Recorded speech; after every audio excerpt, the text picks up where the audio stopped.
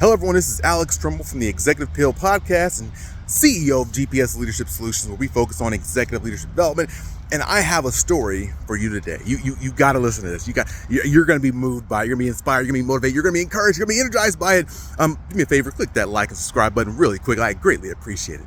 So, look, a client of mine was sharing a story with me the other day that I loved. I had to share it with you.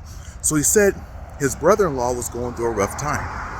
And his brother-in-law was on a flight heading back home when the person next to him could sense and feel that something was wrong. So the person initially said, "Hey, what's going on? How are you doing?" And the guy said, brother-in-law just wasn't engaged. Didn't really want to have a conversation about it. The guy didn't let up. Kept saying, "Hey man, like something's wrong. I know I can sense something is wrong." And finally the brother-in-law said, "I miss my family. I live in this state, my family lives in that state. I miss my wife, I miss my children." And the guy said, "Well, what would you say if I offered to pay to fly your family to come see you?" Well, the brother-in-law looked at him and said, "Look, sir, I greatly appreciate it, but it doesn't solve the problem. I want to be with my family. And I can't be with my family until I have a job out there. And I just haven't been able to find a job out there." So the man says, "Well, what do you do?" The guy says, "Well, I'm in the HVACs." And he says, "Well, what would you say if I had a job for you?"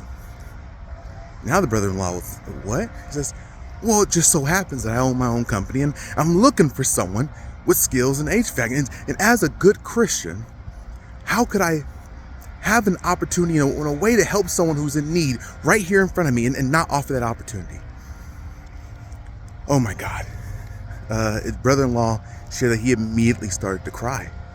Like, could this be real? Could it be true? And the brother-in-law has been working for that man in his company for the last 6 years now. Happy with his family and just living life to the fullest. Everything going well. Why am I sharing this story with you? First, you gotta be willing to share what your needs are, and specifically what your wants are. If the brother-in-law wasn't willing to have that conversation with the man who was trying to help him, then nothing would have happened. Absolutely nothing would have happened. So we have to be vulnerable enough to share, "Hey, I need help. I want something. I need something." You got to be willing to open your mouth and do that. But obviously, you can't do that until you know what you want and need. So you got to spend the time to figure out what is it that you need, right? And so that's the first thing. The second thing I love about the story is that he didn't stop short, right? The guy offered to pay for his family to come out there and visit him, but he didn't just say, "Okay, yeah, sure," because he wasn't so worried about, well, maybe if that's all he can offer me, then that's all I'm going to get. Let me just take that. He said, "Sir, look, I greatly appreciate it, but it doesn't solve the problem. I really want to be with my family."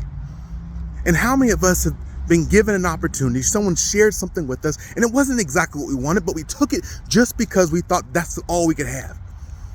I consistently work with my clients to make sure they remember that, look, it don't cost nothing to ask. Generally speaking, the other person can only say no.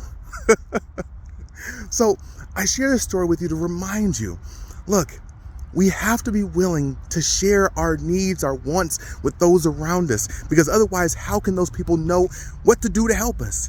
And secondly, don't sell ourselves short. If we want something, if we need something, if someone offers to help us or provide us with some sort of resource and that's not exactly what we need, then hey, have enough faith in yourself to say, "Thank you so much. I greatly appreciate it. And actually, this would help me. It would really, really help me." And just see what they say. See what they say. Then figure out what the best decision after that is. And look, this is Alex Trumbull from the Executive Pill Podcast. I encourage you to, as always, come by and visit us at gpsleadershipsolutions.com. Find me on LinkedIn, all those good places. As always, stay strong, stay positive, and definitely stay moving. See ya.